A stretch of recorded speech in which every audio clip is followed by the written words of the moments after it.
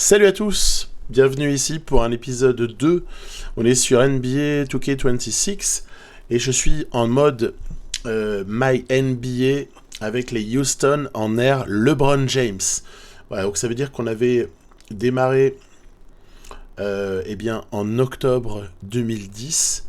J'avais un petit peu fait all-in par rapport au tour de draft pour essayer d'aller chercher James Harden. D'une part, donc ça c'était le trade vraiment fondateur, on va dire, de la partie. James Harden, si on va pas le chercher à ce moment-là, après le Thunder ne le lâchera plus. Hein. Donc il faut vraiment y aller tout de suite en début de partie. Sans cela, il ne bougera pas, ou alors il faut attendre très très longtemps. Et puis sinon, eh bien, Jrue Holiday me paraissait un choix un petit peu plus avantageux, étant donné que je dispose déjà alors de James Harden, c'est-à-dire que j'ai le leader de scoring qu'il faut dans cette équipe-là. À partir de là, quelqu'un d'un petit peu moins offensif comme Jrue Holiday peut faire l'affaire. On avait récupéré aussi Nocioni dans ce trade-là. Puis ensuite, j'avais été, pour conclure, chercher Lamar Odom. Lamar Odom, c'est un joueur assez intéressant, solide, plutôt grand, capable de jouer. Moi, je le fais jouer, je l'ai pris pour jouer au poste 4. On a notamment mis Chuck Hayes dans la balance. Et puis, évidemment, on sait que tout ça est complété par Yao Ming. Et puis, dans les premières années, comme ça, Shane Battier peut être vraiment une option très sympathique. Donc voilà un peu la rotation qui a été mise en place assez rapidement avec cet effectif-là. Ce que ça a donné, c'est une saison numéro 1, donc celle qui se termine par des playoffs 2011, dont voici le panneau du départ. Assez intéressante, surtout sur la fin, parce que on avait véritablement eu un mois de mars et un mois d'avril assez incroyable, ce qui nous a amené finalement au play-off, alors qu'en février, on était relativement mal parti. Le premier tour, ensuite des play-offs, nous a opposé aux Lakers de Kobe Bryant, et ici, regardez, Pau Gasol, qui va chercher une improbable prolongation dans un des matchs de cette série. Et fort heureusement, la suite sera plus heureuse pour nous. On voit ici notamment Patrick Patterson qui sort du banc. Il est très jeune à ce moment-là. Et on a aussi évidemment Jordan Hill qui est plutôt précieux. On pourra aussi citer Jaren Jeffries qui viennent comme ça tous un peu compléter avec Vujacic ou Ish Smith pour compléter l'effectif. Et finalement, on a réussi à passer ce tour de play-off face aux Lakers. Et je vous avais laissé ici, là, exactement, c'est-à-dire au moment où on est opposé aux Denver Nuggets. Les Denver Nuggets, cette année-là, c'est vraiment fort parce qu'il y a évidemment ce leader, Carmelo Anthony, qui est peut-être au sommet de son art. Il y a d'autres joueurs plutôt intéressants, l'ancien, le vétéran Chauncey Billups, mais aussi J.R. Smith ou encore Anderson, le pivot, on va dire un petit peu multicolore, hein, si j'ose dire. Donc voilà, Néné qui vient compléter tout ça, Néné au poste d'ailier fort dans le 5 majeur. Ils sortent les Nuggets d'une saison à 64 victoires, ce qui est quand même déjà assez fameux, hein, et on n'est pas forcément favori face à cette équipe-là. Après, j'ai au fur et à mesure, et puis surtout après avoir joué ce premier tour contre les Lakers, ici regardez, Kenyon Martin, sorti de banc aussi, j'ai l'impression, plus ça va, qu'en fait on est capable de passer à peu près n'importe qui tant qu'on est en bonne santé.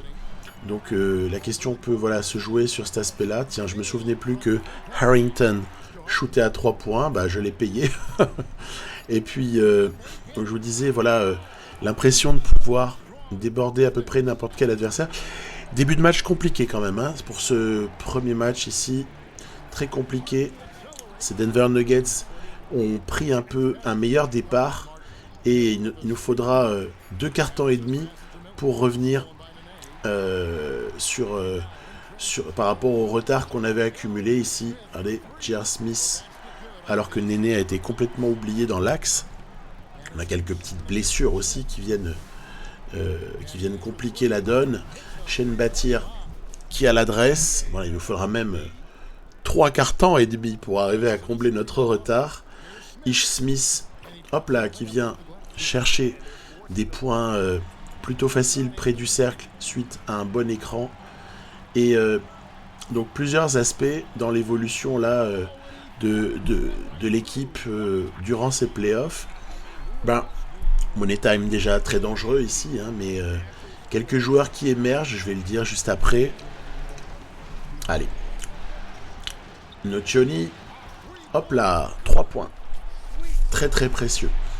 Nocioni a été finalement, il a pris du galon au fur et à mesure que les playoffs avancent. Un petit peu, il a piqué du temps de jeu un peu à Shane Battier. Et en fait, dans ce match, c'est assez curieux parce que on a été mené, voire même mené de beaucoup pendant la plus grande partie du match. Et il y a un moment donné où notre défense a, comment dirais-je, un petit peu immobilisé, a rendu inoffensif le jeu d'attaque des Denver Nuggets. Et tout à coup, on a réussi à reprendre le score et à passer devant. Et après, par contre, eux, ils n'ont pas réussi à s'accrocher. Donc, c'était un scénario de match assez intéressant. Jordan Hill prend du galon. Yao Ming s'avère vraiment en difficulté face à un certain type d'équipe, comme par exemple les Lakers juste avant ou bien les Nuggets à l'instant. Et Nocioni, voilà, Patterson. On a nos remplaçants qui jouent un rôle déterminant, même si le haut du pavé est tenu par James Harden. Vous voyez, Anthony, 7 sur 36 en extrapolé. Ça, c'est la preuve que le plan défensif, notamment le plan Nocioni bâtir sur le poste 3, a vachement bien tenu le coup. Et Hill a fait un match de héros avec 15 points, 24 rebonds en extrapolé. Ok. Donc on a pris ce premier match. Juste au-dessus, on aperçoit OKC qui mène déjà dans la série face à San Antonio. Série a priori serrée entre ces deux équipes qui sont quand même relativement proches. Parce que les Spurs cette année-là, c'est quand même assez fort. Et puis, des petites blessures. Vous voyez, Jrue Holiday joue un peu blessé. On a Lamar Odom qui aura joué aussi une partie des playoffs un petit peu blessé. C'est compliqué. Par contre, ce qui n'est pas compliqué, c'est ce début de match où, regardez, hop là, à l'image de ce panier de Jordan Hill, on arrive, même si les lancers francs sont difficiles à convertir par moment avec certains joueurs, on arrive à être bon et on fait notamment un super début de match. On mène. Alors là, Carmelo Anthony nous réalise un alley-oop servi par Billups assez somptueux, mais c'est pas grand chose si on compare à l'essentiel, à savoir qu'ils sont pris en défense par notre défense. Et regardez, on n'a plus qu'à conclure avec des points en fast break. Ici, James Harden, grâce à de bons écrans, notamment Hill, qui pose des écrans assez savoureux. Et écoutez, le match 2, il n'y aura pas eu photo. On a eu une grosse adresse. Parce qu'en fait, notre jeu défensif était tellement en place que derrière, le travail a été plutôt facile offensivement. L'équipe des Nuggets, un peu décevante sur ce match 2. Et écoutez, pourvu que ça dure. À la base, à la mi-février, quand on avait un bilan en dessous des 50%, j'étais prêt à faire une croix sur la saison et à me dire qu'il n'y avait pas de problème. C'était une saison d'adaptation. Et puis après, il y a cette envolée fabuleuse pour terminer en sixième position, pardon. Puis derrière, finalement, on se retrouve en demi-finale de conf et on mène 2-0. Rien ne semble impossible. Je l'ai dit juste avant, hein, mais Shane Battier a un peu perdu du temps de jeu malgré sa grande utilité, hein, mais il a perdu du temps de jeu au profit de l'Argentin Nocioni. Ici, on pédale un peu parfois offensivement, mais il y a toujours James Harden pour nous sauver. Et qu'est-ce qui va se passer? Il va se passer qu'on prend quand même une belle avance assez rapidement dans ce match. John C. Billups, l'ancien des Pistons, qui essaye quand même d'aider l'équipe à remonter. J.R. Smith, qui peut-être permet de recoller en fin de quatrième quart-temps, sait-on jamais. Et oui, mais c'est sans compter avec James Harden et sa capacité à conclure les choses en fin de match. Prise à deux, c'est rigolo, il y a une espèce de presse tout-terrain, on ne sait pas trop ce que c'est. Bref, c'est conclu assez facilement par Nocioni et ça symbolisera, ainsi que Jrue Holiday, qui fait un match de grande qualité. C'est pour symboliser un petit peu l'incapacité des Nuggets à la toute fin de nous piquer la balle et de nous stopper. Vous voyez que par exemple, on garde plus longtemps le ballon. Moi, je vais plus au bout des possessions que les Nuggets qui ont tendance à prendre des shoots un petit peu plus rapides. Donc, gros match à la passe de Jrue Holiday, gros match offensif de Lamar Odom. Et en face, Anthony aura été plus efficace que précédemment, mais ça ne suffira pas. Nous menons 3-0 et donc il est temps d'essayer de conclure la série. Conclure la série qui sera fait. On va pas épiloguer trop là-dessus. Voilà, ce sera fait. On va finalement passer 4-0 ces Nuggets. On est plus complet, je crois, et puis finalement, ça s'est bien déroulé en notre faveur. Ensuite, donc voilà le box score du match d'après. Vous voyez, quand je simule, il se passe des trucs beaucoup plus étonnants que quand je joue. C'est pas du tout le même type de statistiques. Là, c'était un match vraiment bizarre. Mais bon, voilà, c'est comme ça. Bref, OKC a passé San Antonio. De la même manière, de l'autre côté, à l'Est, la finale de conf opposera Chicago et Orlando. Et bien donc là, on se retrouve face à notre partenaire de trade, l'ancienne équipe de James Harden. Et on va pouvoir vraiment se mesurer à ce qui se fait de mieux à l'Ouest. Le Thunder de Kevin Durant et Westbrook. Donc le Thunder, il a récupéré un peu de profondeur d'effectifs avec le trade qu'on avait proposé. C'est-à-dire que ils ont désormais 2 joueurs à plus de 83 au poste d'arrière et l'ailier fort. Donc Luis Scola et Kevin Martin. Et donc, ce qu'il va falloir observer sur ces confrontations-là, c'est quel comportement défensif pour essayer de stopper Kevin Durant. Pas sur cette action-là. C'est-à-dire, en gros, est-ce que nos ailiers vont être à la hauteur? Après, est-ce qu'offensivement, on va savoir se débarrasser de Serge Ibaka qui patrouille dans la raquette? Réponse, là aussi, à suivre.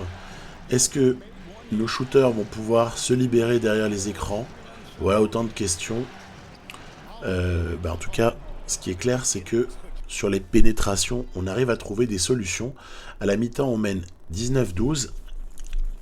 On arrive à les mettre en relatif échec en termes d'adresse. Russ West, tiens, c'est marrant, je vous l'avais pas montré jusque-là dans le résumé. C'est-à-dire que si on l'a pas montré, c'est qu'il était relativement inefficace, un peu comme KD à l'instant. KD, ici, qui sert Kevin Martin, qui va lui aussi être dissuadé. Bon, vous le voyez, c'est un match de haut vol sur le plan défensif. Et puis en plus, après, on arrive à planter quelques banderilles au niveau du shoot externe, par exemple, ou des pénétrations. Et Et le Thunder n'aura pas trouvé de solution sur ce match 1. Donc, ça me fait plaisir. Et à la fois, je me dis, comment c'est possible ? On devrait se faire beaucoup plus embêter que ça par cette équipe. Est-ce qu'il n'y a pas trop de ballons laissés à Kevin Martin au final ? Est-ce qu'il ne faudrait pas laisser principalement les clés de l'attaque à Russell Westbrook et Kevin Durant ? Probablement, hein, je pense. Mais c'est pas le cas. Et du coup, cette répartition, elle nous sert parce que, mine de rien, on arrive à limiter pas mal les autres à ce stade-là. Du coup, j'ai simcasté un petit peu la suite pour regarder ce que ça pouvait donner. Le simcast du match 2 donne un avantage de 2-0 désormais pour les Rockets. Ok, on voit qu'en face, Orlando a fait la même chose. Ils mènent également dans leur série 2-0.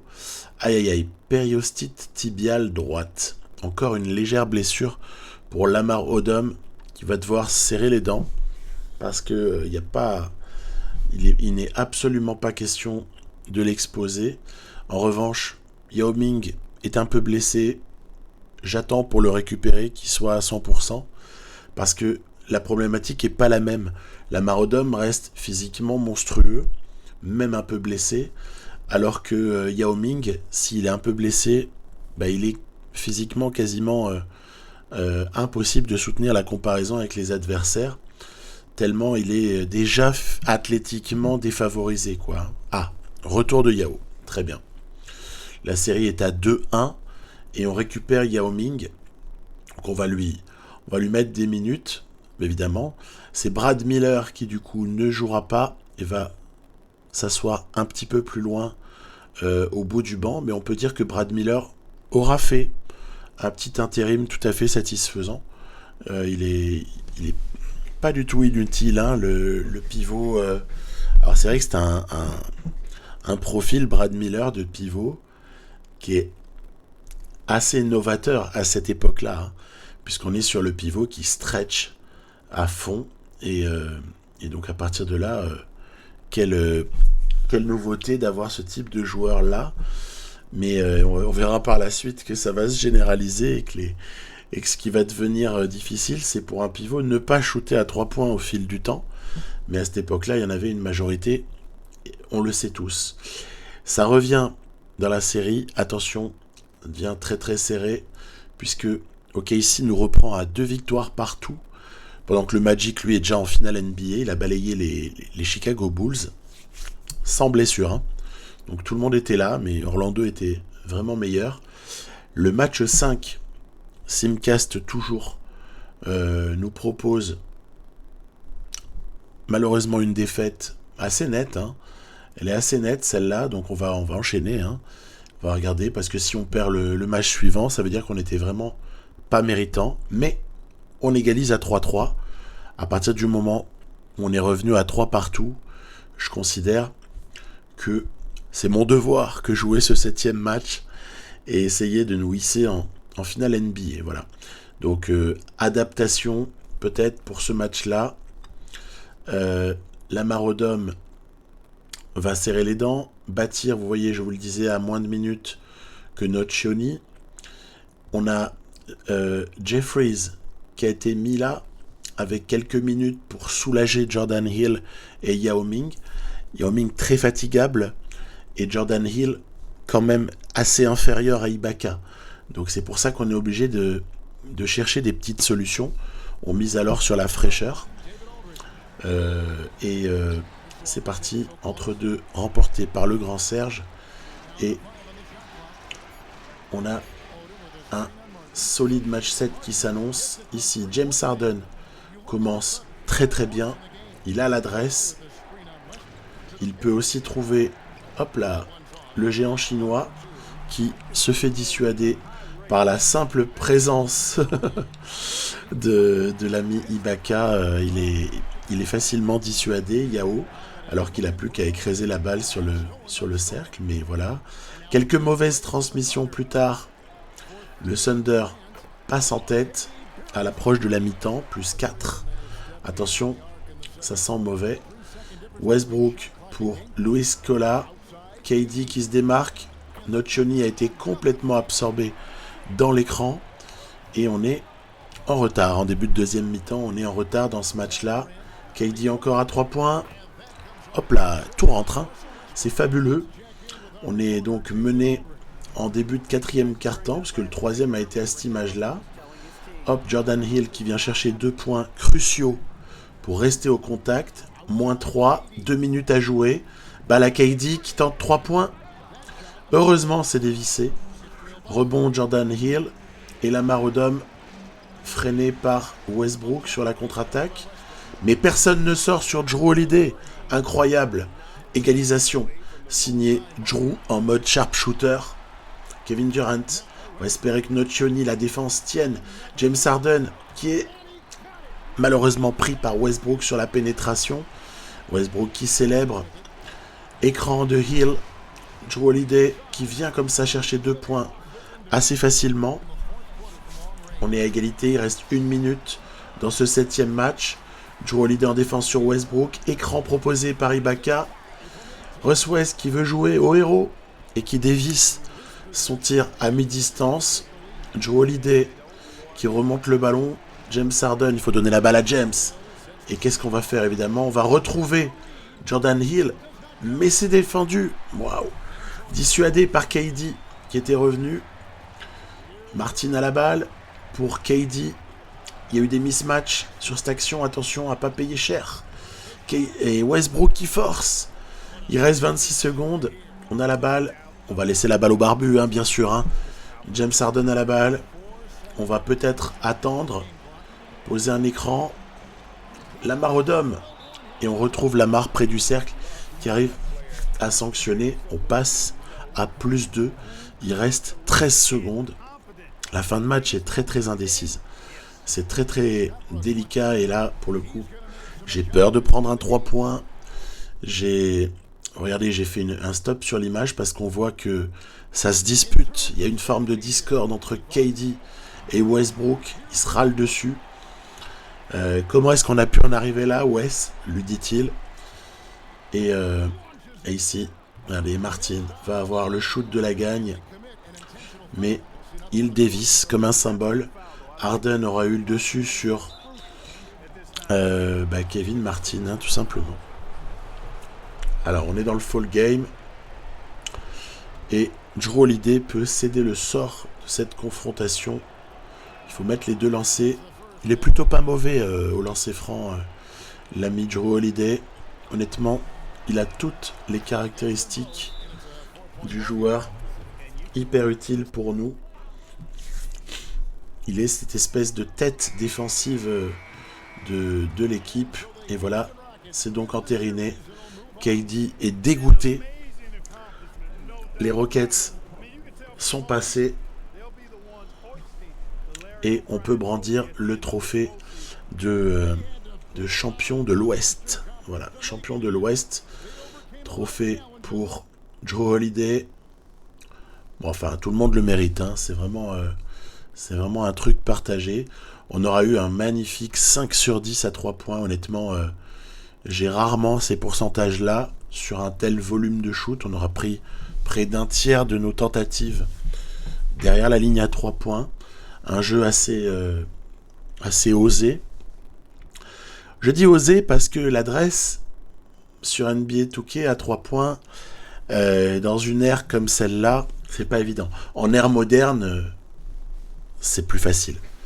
Mais dans cette ère-là, c'est vraiment plus délicat. On a l'impression qu'il faut en rater pour avoir le droit d'en avoir qui nous sont accordés. Donc voilà, on en a raté, puis on en a mis. À eux deux, 70 points pour Westbrook et KD, mais c'est nous qui passons. Et on se retrouve maintenant en finale contre Orlando Magic. Alors, Orlando Magic, c'est quand même un peu surprenant. Oui, quand même, c'est un petit peu surprenant de les retrouver, parce qu'on aurait pu attendre peut-être le Miami Heat, on aurait pu attendre les Chicago Bulls.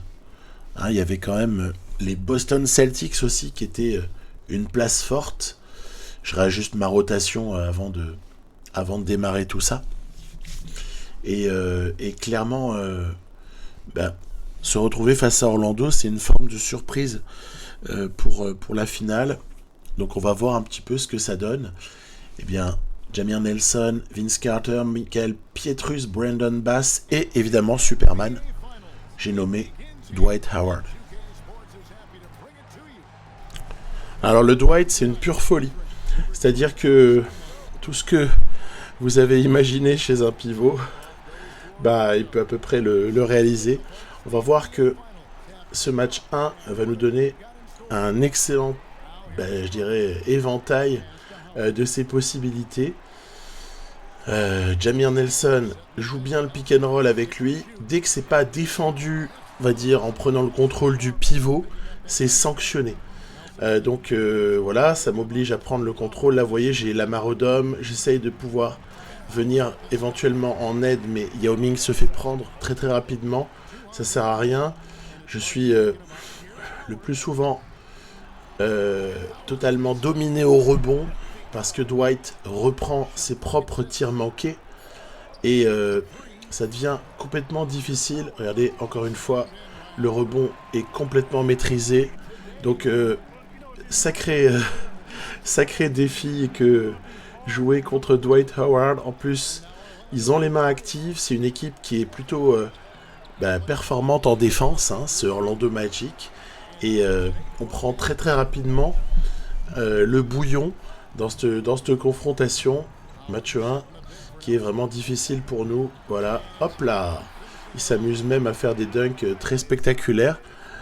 Superman.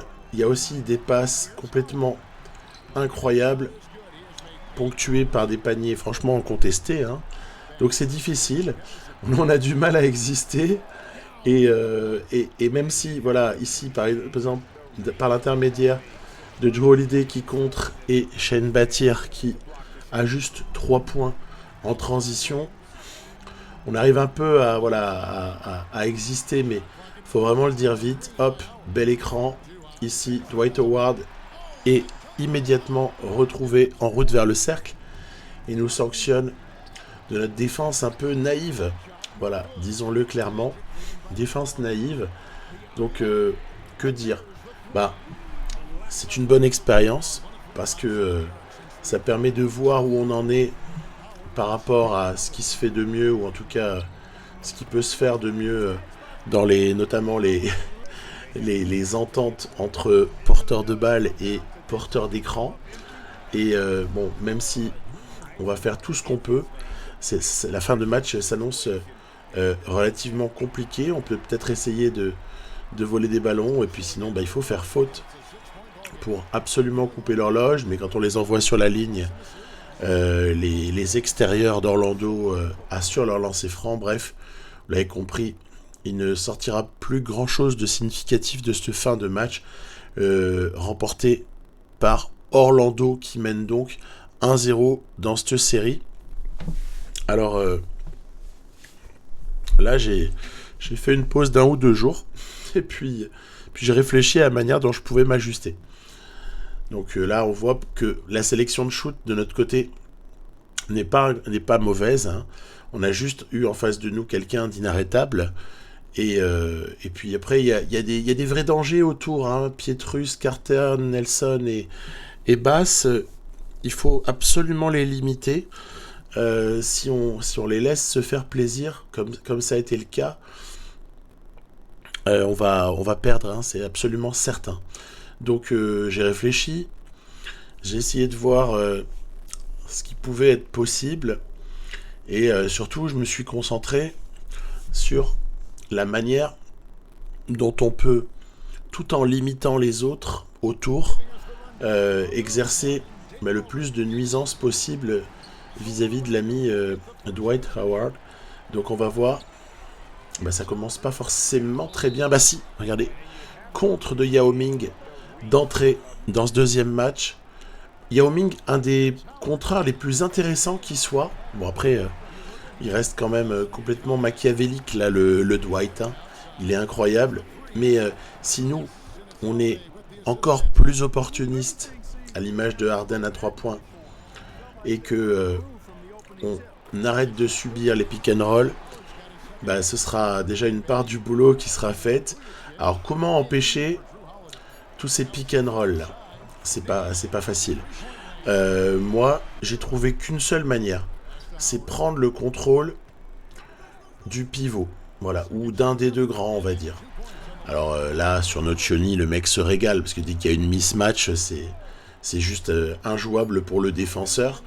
Mais je crois quand même, vous avez vu Marcin Gortat, qui est en rotation de l'ami Dwight Howard.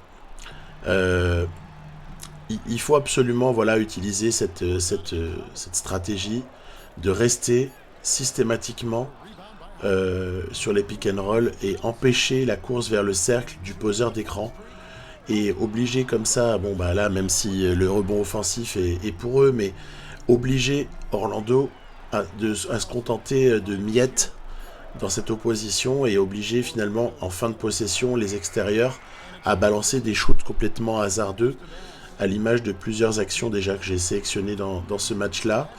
Éviter les positions ouvertes. Et alors là, c'est un quick double stagger là, qu'on voit ici à l'image. Il est en deuxième lame pour James Harden. Et bon, on est pas mal. On est pas mal, même si Vince Carter nous gratifie d'un dunk à l'image de ce qu'il a été. Une légende, tout simplement. Jordan Hill sort de sa boîte. Il faut aussi un peu exister à l'intérieur en mettant quelques paniers, hein, sinon ça n'ira pas. Ici, regardez, voilà, un excellent travail de Jordan Hill pour empêcher le Dwight de marquer. Derrière, l'ami Yao qui vient aussi sanctionner. Là, on est dans le vrai dans ce match 2. Là, on arrive enfin à faire ce qu'on doit faire. Profiter de la lenteur de certains défenseurs quand on le peut. Être plus vigilant. Donc, hop là, sur le jeu adverse. Bref, vous avez compris, cette défaite au match 1 m'a beaucoup aidé à pouvoir réagir au match 2. Et c'est ce qui va se produire. On le sent venir. Nocioni qui vient ici récupérer 2 points faciles sur le jeu en transition. Et on est à plus 12 au bout de 3 quarts temps. Ce qui déjà est un peu plus conforme à ce qu'on espérait. Yao Ming resservi près du panier. Voilà, faut jamais hésiter parce qu'il est très adroit. Alors évidemment, on aura le Dwight qui va encore nous persécuter par séquence dans cette fin de match. De toute façon, ça, on ne l'évitera jamais. Il sera toujours là, Dwight Howard. De même que Vince Carter sera toujours en embuscade à 3 points. Notamment. Mais par contre, voilà, profiter de peut-être certaines naïvetés de Brandon Bass, de quelques autres à des moments pour aller chercher ce match 2. Voilà, donc l'avantage, c'est que au premier tour de ces playoffs, il y avait l'équation Kobe Bryant à résoudre. Bon, on a vu que c'était faisable parce qu'il était quand même relativement mal entouré. Ensuite, il a fallu faire déjouer les Denver Nuggets de Carmelo Anthony. Là, on a vu aussi que c'était faisable, à condition de limiter tout le monde autour de Melo, et après d'accepter ce qui doit être marqué par Carmelo Anthony, parce qu'on peut pas faire grand-chose. Bon, c'était plutôt dans nos cordes. Ensuite, le Thunder, eh bien, ce qui a échoué pour eux, c'est... Bon, ça passe qu'à 4-3, et puis à 1 minute de la fin, il y avait égalité, hein, donc on va pas non plus faire comme si on les avait laminés, hein, ça n'a pas été le cas. Du bon James Harden au passage dans ce match 2. Ce qui est, à mon avis, la grande leçon de tout ça, c'est que des fois, le partage du ballon par l'IA n'est pas optimal. Et c'est à nous, joueurs humains, d'être un tout petit peu plus malins et d'arriver à en profiter d'une manière ou d'une autre. Regardez, Simcast, dans ce match 3, waouh, on s'impose d'1 point. Alors celui-là de match avec 35 points de James Harden et seulement, j'ai envie de dire, 20 points de Dwight Howard qui semble moins omniprésent dans les simcasts. Je continue à simcaster, hein, parce qu'il faut aussi laisser le jeu décider de ce qui doit réellement arriver. On peut pas non plus jouer tous les matchs, hein, c'est pas drôle. Lamar Odom, enfin remis de sa légère blessure. On est au complet pour terminer ces playoffs. Vous voyez que j'ai remis Shane Battier dans le 5 parce que j'ai senti un léger fléchissement du côté de Nocioni, qui avait été à un moment donné titularisé, mais qui là s'avère un petit peu en dessous de Battier. Donc j'ai remis le Shane à ce moment-là. Simcast, match 4. Donc peut-être l'opportunité de mener 3-1, oui. On prend ce match encore avec une grande performance de James Harden. On mène donc 3-1 face au Magic d'Orlando. Dwight a été carrément muselé offensivement. Je me demande comment c'est possible entre nous, hein, mais bon, ok. On va dire que c'est le hasard, le côté aléatoire du Simcast.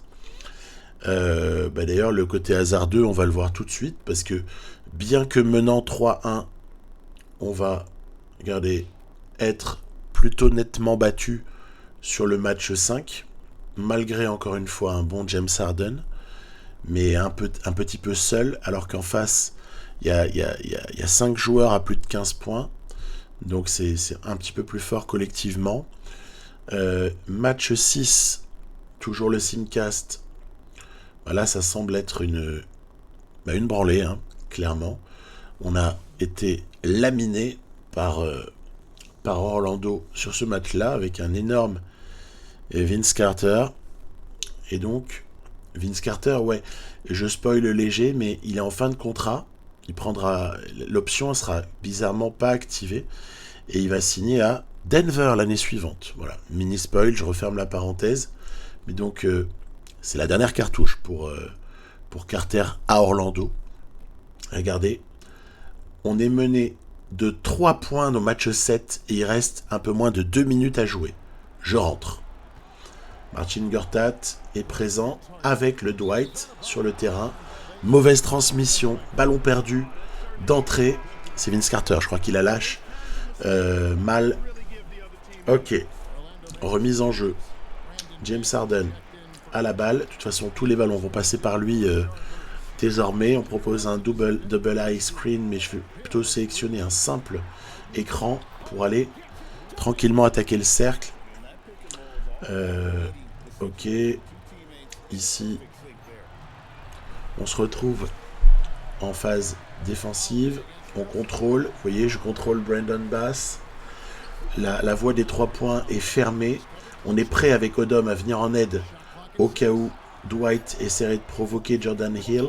Le 2 points raté, la mi-distance ratée par, c'était Jameer Nelson, je suis pas sûr. Et derrière, James Harden sur du jeu pas encore placé qui vient nous faire passer un point devant. Il est déchaîné, le barbu. Il est complètement déchaîné, même s'il a été apparemment en échec dans la première partie de ce match. Je traîne un peu près de la raquette, comme vous le voyez sûrement par moment. Je fais exprès de traîner parce que je veux pouvoir intervenir en aide. Bon, là, évidemment, je suis bloqué à l'extérieur, mais le rebond est parfaitement contrôlé par Jordan Hill. Et Lamar Odom, qui n'est pas la moitié d'un bon porteur de balle, coast to coast quasiment. Waouh, on passe devant.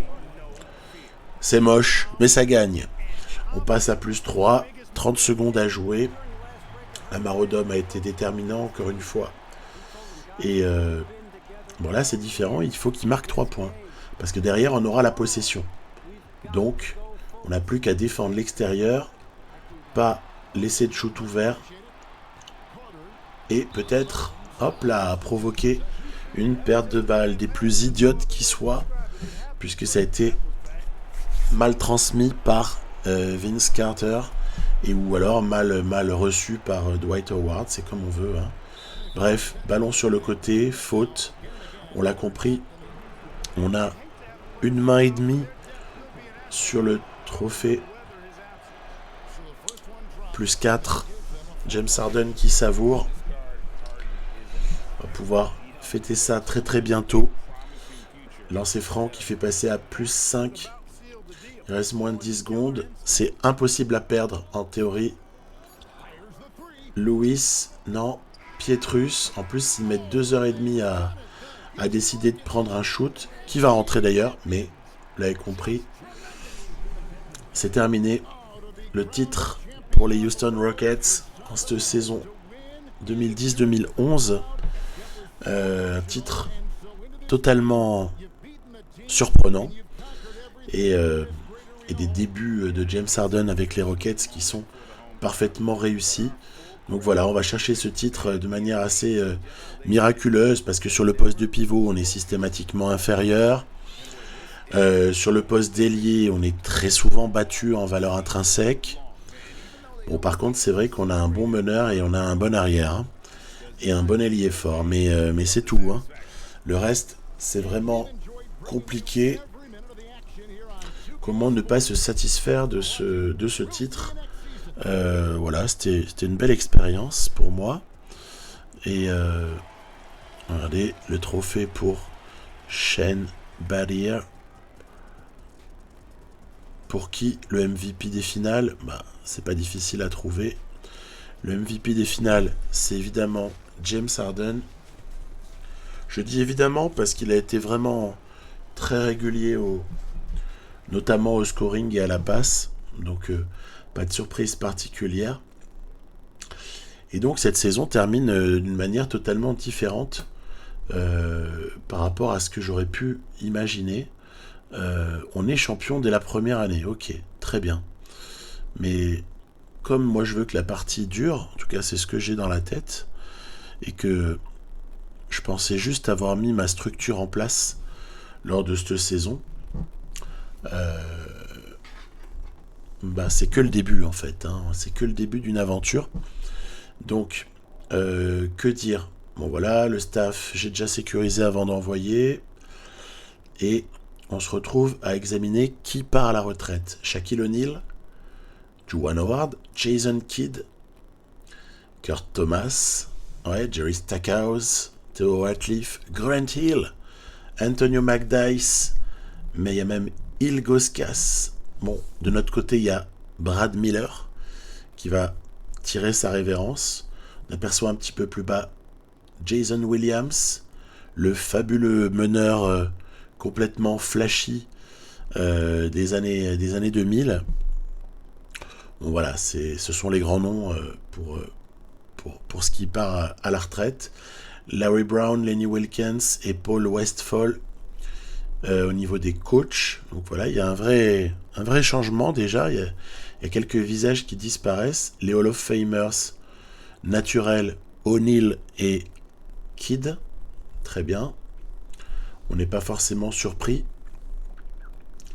Il y aura également des maillots retirés, hein, pour ces hommes-là et sûrement pour d'autres. Donc ouais, All-Star 15 fois, hein, Shaquille, et Jason Kidd 10 fois All-Star. Donc c'est vraiment deux légendes qui s'en vont. À cela, on peut ajouter le retrait de maillot de Grant Hill. Le 33 ne sera plus jamais porté du côté des Pistons. Et puis bon, on va aller... changement historique assez faible, hein, sur cet été 2011. On va pouvoir plutôt se diriger vers l'essentiel. Non pas les réunions, parce que pas grand chose ne change. Moi, j'attends que les choses arrivent avec le temps, hein, et donc j'accepterai tout ce qui sera, on va dire, coordonné avec l'année à laquelle le changement est intervenu. Donc, direction la loterie. Alors, il se trouve qu'à la loterie, nous disposons, dans le prévisionnel d'avant-loterie, on dispose d'un 5e choix. Pourquoi? Parce qu'en fait, on possède, et c'était le cas depuis le début de saison, et j'ai rien touché à ça, on possédait le tour des Knicks. Le premier tour des Knicks était à nous, et regardez le miracle qui va s'opérer, on va même pas être 5e, on va être 2e. 2e grâce à la dégueulasse saison des New York Knicks, et 2e, ça ouvre quelques possibilités, si vous voyez ce que je veux dire, quand on est à la draft 2011. Parce que c'est une draft qui est quand même relativement riche. On va dire que on n'a que l'embarras du choix pour ce qui est d'aller choisir un joueur qui peut nous renforcer. Alors évidemment, moi, je veux pas aller nous renforcer au poste de meneur ni au poste d'arrière. J'ai envie d'un ailier ou d'un pivot. C'est selon. Mais c'est a priori plus sur ces deux postes-là que j'ai l'œil, quoi. Hein. Et qu'est-ce qui va se passer? Encore un petit clin d'œil du destin. Le Utah Jazz va aller drafter Asia Thomas. Bah écoutez, moi je suis heureux. Hein. Je suis heureux parce que si eux ils draftent Asia Thomas, ça veut dire qu'il me reste quelqu'un d'un petit peu particulier qu'on va pouvoir aller chercher totalement facilement, sans monter le moindre trade, sans rien, sans aucune manœuvre. On va aller chercher Kawhi Leonard du côté de la draft 2011. Un petit peu plus tard, ce seront Jimmy Butler, Klay Thompson ou encore Kemba Walker, Kyrie Irving qui vont être... on aperçoit Chandler Parsons, le fameux Chandler Parsons et son contrat ultra toxique de l'été 2016, souvenez-vous. Lui a été drafté en 10, donc Jonas Valanciunas, Clippers, mais il va être échangé dans la foulée aux Knicks. Vucevic jouera bien pour les Trail Blazers. Reggie Jackson sera conservé par les Clippers. Voilà, Bogdanovic, Farid, que dire d'autre? Tobias Harris va être aussi conservé par les Clippers. Ça fait un recrutement plutôt sympa. Les Warriors ont finalement relativement de la chance d'aller chercher quelqu'un d'intéressant, la personne de Tristan Thompson. On voit Mirotic aux Hawks. On voit Biyombo au Magic. Pas un mauvais choix. Et puis en fait, ce qu'on peut constater ici, c'est que tous ces joueurs connus là que j'ai énumérés les uns après les autres sont, on va dire, séparés, espacés par des joueurs régènes. C'est-à-dire en fait, ça correspond tout simplement à des trous laissés dans cette classe de draft par des joueurs qui n'ont pas voulu donner leur droit, sûrement leur droit à l'image, hein, à NBA 2K, hein, tout bêtement. Donc c'est pour ça qu'on ne retrouve pas certains joueurs. C'est comme ça sur les classes de draft dans le jeu. Donc moi je préfère utiliser celles-là parce qu'elles ne sont pas cheatées. Mais c'est vrai que c'est un petit peu dommage, on peut dire ça comme ça. On active les options sur les contrats rookies de Harden et de Holiday. Ils étaient sophomores cette année, ils vont rentrer en 3e année à présent. Et on s'aperçoit que certains joueurs ont accepté les options, surtout les équipes d'ailleurs, hein, mais d'autres ont refusé. Melo va être agent libre et Melo va partir aux New York Knicks. Ça va nous faire un changement radical du côté de New York avec le recrutement de Carmelo Anthony. Jared Jeffries, je re-signe. Nous, c'est plus modeste au niveau du recrutement. Ish Smith, bien sûr que je lui offre un contrat, parce qu'il a été très très solide en tant que deuxième meneur, donc il n'y a pas de problème. Et puis, je vais profiter de la valeur marchande des choix de New York, avant qu'ils deviennent meilleurs, pour aller gratter quelques pics ici ou là. Donc, Celtics ont parié sur la médiocrité de New York. Et pour ma part, je parie sur une certaine retombée des Celtics. Chacun son pari. Nasser Mohamed et Nick Collison, ainsi que Antonio Daniels, vont venir comme ça compléter. Non, j'ai pris que Nasser Mohamed, j'ai pas pris l'autre. Hein. J'ai pas pris Morrison. Et Daniels, donc, qui nous rejoint par contre. Ok, Antonio Daniels, 36 ans. Je complète souvent avec des vétérans, moi. Hein. Et on peut passer tout de suite à la progression des joueurs. Alors regardez, attention les yeux. James Harden monte à 88, à 21 ans. Drew Holiday monte à 85. Il a eu un gain de 5 points d'overall. Patterson à 75, déjà ça devient un joueur beaucoup plus intéressant qu'à 72. Ish Smith et Jordan Hill plus 1, ils montent tous les deux à 74. Très bien pour sortir du banc. Légère perte de Vujacic. Jeffries se maintient. Yao Ming récupère un tout petit peu d'overall, probablement suite à l'entraînement. Lamarodom perd 1 et Nocioni perd 1. Shane Battier, probablement lui aussi, grâce à l'entraînement, prend 1.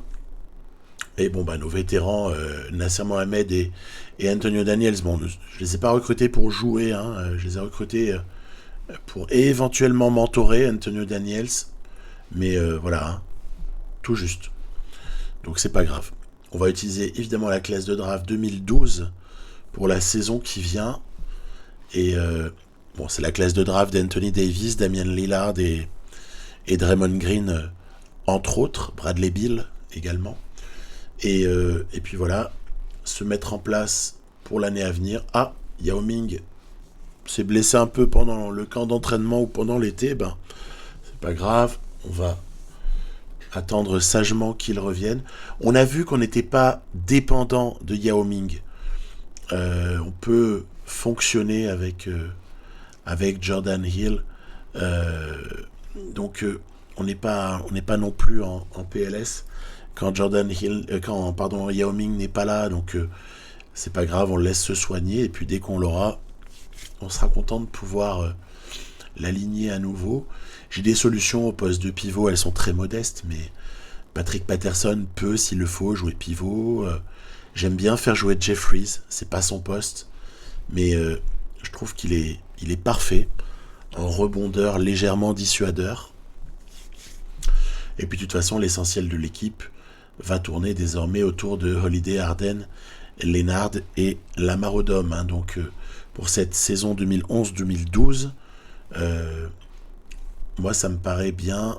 Je trouve qu'on n'est pas pauvre du tout et on a vraiment de quoi faire une jolie saison. Alors, ce qu'on va voir tout de suite. Jordan Hill, voilà, démarre titulaire, ça je l'ai expliqué juste avant. On est toujours sur les mêmes choix sur le plan défensif, agressivité en défense. Par contre, je mets pas de préférence sur les autres choix stratégiques. Tiens, on rencontre les Bobcats de Klay Thompson et Gerald Wallace pour démarrer cette saison. Alors, les Bobcats, c'est pas franchement une équipe très dangereuse. C'est même une proie un petit peu facile pour pouvoir comme ça démarrer la saison.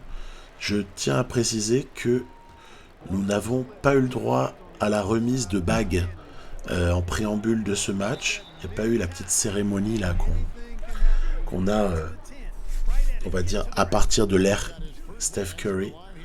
Donc c'est pas grave, sûrement que quand on basculera en 2016, on commencera à avoir les cérémonies pour... Faudra encore arriver à être champion, mais voilà. Donc Klay Thompson il arrive à peser dans le match quand même. Il est bon, le jeune Klay. Rookie alors. Kawhi en défense s'est amené à être de mieux en mieux, mais c'est déjà pas mauvais. Et puis bon an mal an, on va pas du tout écraser ces Bobcats, mais on va quand même se détacher lentement mais sûrement en profitant de nos qualités défensives et en essayant, quand on le peut, de jouer rapidement la transition. On arrive à trouver de bonnes passes. Ici c'est Shane Battier par exemple, pour un panier relativement facile. Je regarde toujours le pourcentage des shoots à 3 points tentés, parce que c'est un sujet pour moi d'observer à quelle fréquence est-ce qu'on nous les accorde et à quelle fréquence on nous les refuse. Ouverts même, c'est pas grave.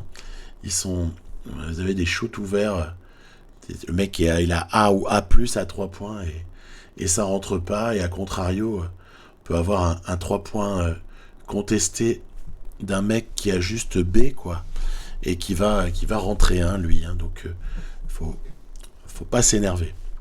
Kawhi Leonard en tout cas aura fait une belle entrée en matière, moins belle que Klay Thompson, 32 points en extrapolé. Un petit peu décevant Gerald Wallace sur ce match. On a vu autre chose dans d'autres parties. Gerald Wallace, normalement c'est un poison. Bref. Les New Orleans Hornets à présent. Alors, Sébastien Telfair, parce que Chris Paul est blessé, Trevor Ariza, Wilson Chandler, entre autres. James Harden, toujours capable de rentrer des shoots spectaculaires et de manier le ballon avec facilité pour Jordan Hill qui s'affirme. Il prend de la place maintenant dans cet effectif, surtout quand il n'y a pas Yao. Donc il faut qu'il prenne bien du rebond, mettre quelques points. Vous voyez, très binaire là mon choix de shoot sur ce match-là. C'est 3 points ou près du cercle. Voilà.